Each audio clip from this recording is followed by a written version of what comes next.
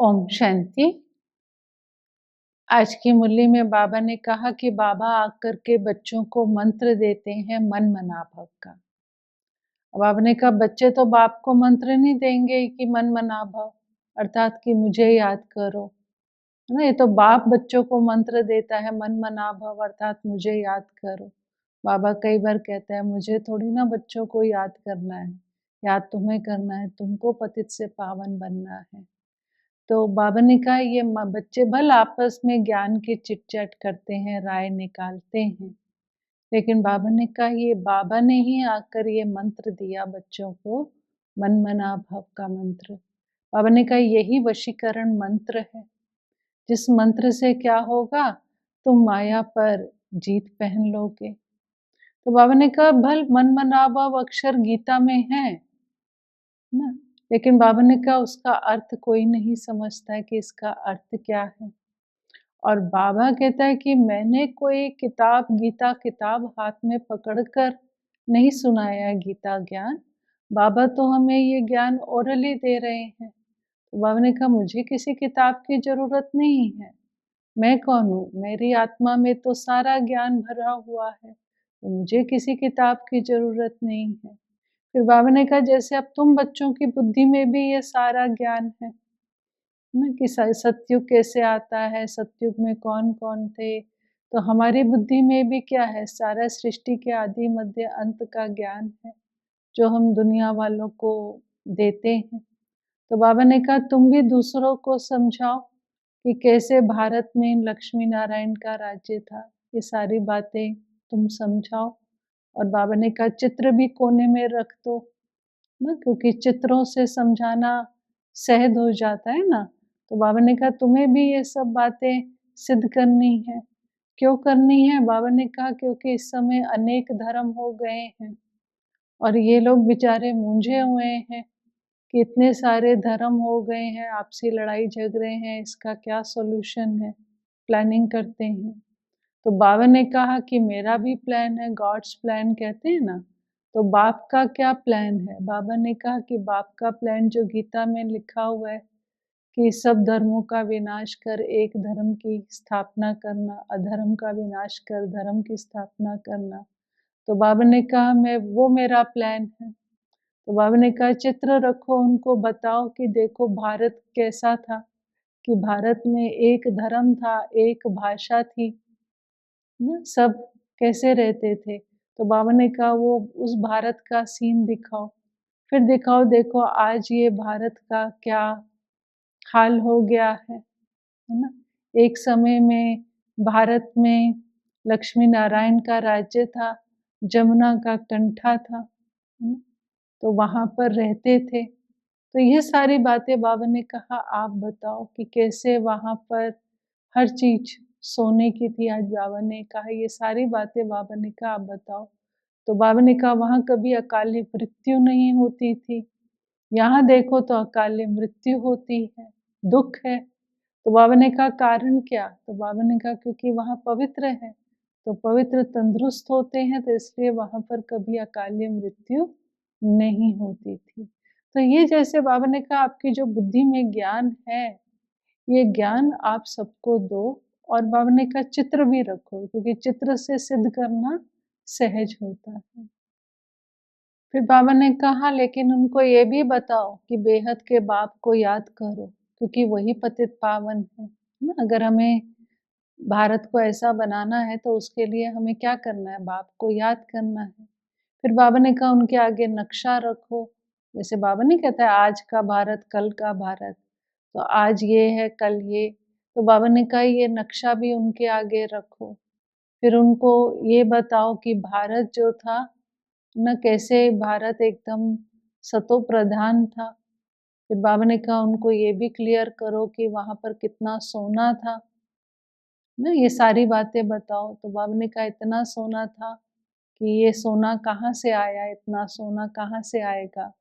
तो सोने की तो वहाँ बाबा ने कहा उनको बताओ खानियाँ होंगी ना, ऐसे-ऐसे सड़क के सीन बाबा ने कहा उनको दिखाओ। फिर उनको ये बाबा ने ये भी क्लियर किया कि जैसे कई बार बच्चे सोचते हैं कि बाबा वहाँ मकान आदि बनेंगे, तो इतना सोना होगा, सोने की ईंटें होंगी, वो कट कैसे होंगे, कौन बनाएगा? तो बाबा ने कहा यहीं भारत से अभी बच्चे होशियार हो रहे हैं। जैसे बाबा ने कहा था यहीं से इंजीनियरिंग करके रिफाइन होते-होते फिर सतयुग में जाकर वो मकान बनाएँगे। तो बाबा ने कहा वो यहाँ होशियार हो रहे हैं, फिर सतयुग में जाकर के क्या करेंगे? वो होशियारी दिखाएँगे, उस तरह से मकान बनाएँगे। बाबा ने कहा ताज भी जो होंगे, वो हीरे के होंगे और हीरा भी कैसा होगा? बाबा ने कहा सच्चा हीरा होगा। आज तो बाबा ने कहा सब नकली झूठी चीज़ें हैं। है ना? हीरे मोती भी कोई सच्चे नहीं है। तो बाबा ने कहा वहाँ तो हर चीज़ सच्ची होगी। यहाँ पर तो बाबा कहते खुद ही कहते हैं झूठी माया, झूठी काया, झूठा सब संसार। तो यहाँ तो सब चीज़ें झूठी हैं। फिर बाबा ने कहा बाबा ने बच्चों को साक्षात्कार भी कराया है कि वहाँ के हेलीकॉप्टर अर्थात पुष्पक विमान होंगे, वो कैसे मतलब प्रूफ होंगे, एक्सीडेंट प्रूफ होंगे, कभी कोई दुःख नहीं होगा, दुःख प्रूफ होंगे। तो वहाँ के बच्चे भी बड़े shrewd होंगे माना अर्थात वो भी जो है ये पुष्पक विमान चला लेंगे, ना पुष्प बाबा कहते हैं ना वहाँ पर बच्चे भी 8 साल का बच्चा भी पुष्पक विमान चला लेगा। तो बाबा ने कहा कि जैसे-जैसे पिछाड़ी का समय आता जाएगा, है ना? तो तुम बच्चों को ये साक्षात्कार होंगे। जैसे बाबा ने कहा जब देश कोई नज़दीक आता है, अपने देश के नज़दीक आते हैं, तो वृक्ष, झाड़-झाड़ियाँ दिखती हैं, तो समझ में आता है कि हम अपने देश के नज़दीक आ गए हैं। तो ऐसे ही बाबा ने कहा पिछाड़ी में भी आपको सत्युग के नज़ारे, सत्युग के साक्षात्कार होते जाएँगे। फिर बाबा ने ये भी कहा कि तुम बच्चे भक्ति मार्ग में मुझे याद करते थे, लेकिन तुम्हें ये मालूम नहीं था कि मैं एक छोटा-सा बिंदु हूँ, परमात्मा हूँ। भल गाते थे भ्रिकुटी के बीच चमकता है एक अजब सितारा। लेकिन बाबा ने कहा कि किसी को भी मेरा परिचय नहीं था। तो बाबा ने कहा भिन्न-भिन्न मान्यताएँ थी परमात्मा के बारे में। बाबा ने कहा ये भी था कि जो जिसको मैंने विश्व का मालिक बनाया, उसका नाम डाल दिया है कि श्री कृष्ण भगवान उवाच और जो खुद मालिक है विश्व का, उसको बाबा ने कहा गुम कर दिया है। फिर ये भी बात कही कि भगवान के लिए क्या कहते कि वो हज़ारों सूर्यों से तेजोमय है। अब बाबा ने कहा जो हज़ारों सूर्यों से तेजोमय हो, वो तो जला ही दे। तो बाबा ने कहा मैं कैसे अपने बच्चों को जला दूँगा? है ना? सूर्य के तो हज़ारों सूर्यों से तेजोमय की तरफ देखेंगे तो वो जल ही जाएगा ना। तो बाबा कह रहे मैं कैसे जला दूँगा? मैं तो कभी भी तो आग ही लग जाए तो मैं तो कभी बच्चों को जलाता नहीं हूँ। फिर बाबा ने ये भी क्लियर किया कि जैसे दुनिया में बाबा ने कहा अब ये विनाश तो होनी है दुनिया, ना इसका अंत है, ये तो खत्म होनी है। तो बाबा ने कहा चाहे नेचुरल कैलेमिटीज़ जो है ये बहुत बड़े लेबर हैं, बाबा थोड़ी ना जलाएगा, ये तो लेबर है बाबा ने कहा, नेचुरल कैलेमिटीज़, कहीं फेमन पड़ेगा, कहीं अर्थक्वेक आएँगे, तो ये सब होगा, तो उसमें सारी दुनिया खत्म होगी। तो बाबा ने कहा ये नेचुरल फिर कहीं बॉम्ब्स गिरेंगे। अब बाबा ने कहा अब ये कोई डायरेक्शन मैं थोड़ी ना दे रहा हूँ नेचुरल कैलेमिटीज़ को या बॉम्ब्स बनाओ। तो बाबा ने कहा ये तो आसुरी बुद्धि है, तो आसुरी बुद्धि से ये सब कार्य कर रहे हैं और दूसरा बाबा ने कहा ये ड्रामा में पार्ट है। बाकी बाबा कोई ऐसा डायरेक्शन नहीं देता है, जिसको ये कह देते हैं गॉडली कैलेमिटीज़।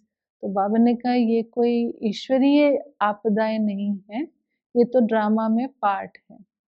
तो बाबा जब विनाश की बात करता है, तो कई बच्चे सोचते हैं बाबा ये दुःख की बात क्यों करता है? तो बाबा ने कहा बाप तो सुख देने आया है, कोई दुःख देने थोड़ी ना आया है। लेकिन जब मकान पुराना हो जाता है, तो उसको तोड़ना पड़ता है। तो इसीलिए बाप जो है वो तो नई दुनिया स्थापन करने आया है ना, लेकिन बच्चे कई बार क्या होता है ना कि ना समझ के कारण सोचते हैं कि बाबा बार-बार मुरली में विनाश की बात क्यों करते हैं विनाश की। लेकिन हम ये भूल जाते हैं कि ये कंस्ट्रक्टिव डिस्ट्रक्शन है ना, तो वही बाबा ने बात कही कि मैं कोई विनाश करने नहीं आया हूँ, मेरा मेन कार्य है स्थापना करना और स्थापना में विनाश समाया हुआ है। फिर उसके बाद बाबा ने कहा कि देखो बाबा बच्चों को याद करता है। ज़रूरी नहीं है जो बाप के सम्मुख है उन्हीं को ही याद करता हूँ। बाबा ने कहा बाप की नज़र तो दूर-दूर तक जाती है। तो बाबा मधुबन में है, आबू में आए हुए हैं। तो बाबा ने कहा बाबा की नज़र जो है दिल्ली में भी जाती है, मेरठ में भी जाती है, देहरादून में भी जाती है। क्यों? क्योंकि वहाँ पर बाबा के अनन्य बच्चे बैठे हैं जो बाबा को याद करते हैं और सर्विसेबल हैं। तो ऐसे बच्चों को बाबा याद करता है। फिर बाबा ने कहा ऐसा नहीं जो मुझे बच्चे याद नहीं करते हैं तो मैं उनको बिल्कुल याद नहीं करता हूँ। उनको भी याद करता हूँ क्योंकि मेरी ड्यूटी है सबको साथ ले जाने के लिए, इसलिए उनको भी याद करता हूँ कि इनको भी लेके जाना है, चाहे कैसे भी हैं। लेकिन बाबा ने कहा ऊँच पद तो जो सर्विसेबल हैं, बाबा को याद करते हैं, है ना? वही पाएँगे। फिर बाबा ने कहा देखो पुंगरे आते रहते हैं, कोई कहता है मैं 7 दिन का बाबा आपका बच्चा हूँ, कोई कहता है मैं 1 दिन का बाबा का बच्चा हूँ। तो बाबा ने कहा ऐसे भी बच्चे बाबा के पास आते रहते हैं। फिर लास्ट में बाबा ने पुनः गीता को याद किया। बाबा ने कहा देखो गीता में कितना रात दिन का फ़र्क है कि गीता में लिखा हुआ है श्री कृष्ण भगवान उवाच और यहाँ बाबा ये सच्ची गीता सुना रहा है, हम कहते हैं ये शिव भगवान उवाच है। फिर बाबा ने कहा कि देखो बाबा ने दुनिया कोई दुख के लिए नहीं सुख के लिए बनाई है। इसलिए इस दुनिया में 3/4 सुख है। बाबा ने कहा ये लड़ाई झगड़े द्वापर में भी नहीं है, 3/4 हिस्से में कोई लड़ाई झगड़ा मारा-मारी नहीं है, कोई बीमारी नहीं है 3/4 हिस्से में। ये तो बाबा ने कहा बाद में ये लड़ाई झगड़े और बीमारियाँ आई हैं। और बाबा ने कहा अब तो क्या है, अब तो देखो तो बीमारी के पीछे बीमारी, बीमारी के पीछे कैसी नई-नई बीमारियाँ हर साल निकलती रहती हैं। तो बाबा ने कहा ये कलयुग की बीमारियाँ हैं। बाकी 3/4 हिस्से में ना लड़ाई है, ना मारा-मारी है, ना कोई बीमारी है। आज के वरदान में बाबा ने संतुष्ट आत्मा का वरदान दिया और उसके लिए बाबा ने कहा कि सर्व प्राप्तियों को जो भी बाबा से हमें प्राप्तियां होती हैं उन प्राप्तियों को स्मृति में इमर्ज रखें तो हम नेचुरली एक संपन्नता का अनुभव करेंगे। और बाबा ने कहा कि जिनके अंदर संपन्नता होती है वो अचल रहते हैं। संपन्न आत्मा कैसी रहती है? खुश रहती है, वो कभी हलचल में नहीं आती है, वो सदा राज़ी रहते हैं, संतुष्ट रहते हैं, है ना? ये संपन्न आत्मा की निशानियाँ होती हैं। और बाबा ने कहा जो संतुष्ट आत्मा होती है, तो उनके अंदर क्या गीत बजते हैं? पाना था सो पा लिया। इसलिए उसकी विधि क्या है कि सदा जो बाबा से हमें प्राप्तियाँ हुई, क्योंकि बाबा से हमें जो प्राप्तियाँ हो रही हैं, वो सूक्ष्म हैं, वर्तमान में भी सूक्ष्म है और भविष्य जो फल है, वो भी हमें तीसरे नेत्र से देखना है। इसलिए स्मृति से ही हम प्राप्तियों को अनुभव कर सकते हैं। अगर हम इन 2 आँखों से, स्थूल आँखों से देखेंगे, तो हम मुंझ जाएँगे। इसलिए बाबा ने कहा कि सर्व प्राप्तियों को स्मृति में लाओ, तो संपन्नता का अनुभव करेंगे और सदा संतुष्ट रहेंगे। और आज का स्लोगन बाबा ने कहा कि मोहब्बत के झूले में बैठ जाओ तो मेहनत से आपे ही छूट जाएंगे, है ना? कहीं हमको मेहनत अच्छी नहीं लगती ना, तो मेहनत क्यों करें? मोहब्बत के झूले में बैठ जाएँ, जैसे झूले में बैठ जाते हैं, तो अपने आप झूला आगे पीछे होता है और हम एन्जॉय करते हैं, कोई मेहनत नहीं है, झूला कोई झुला देता है। उसी तरह से बाबा कहते हैं बाप के साथ मोहब्बत कर लो, तो वो एक झूला है और उस झूले में जब हम बैठ जाते हैं, तो उस झूले में कोई भी मेहनत नहीं है। ओम शांति।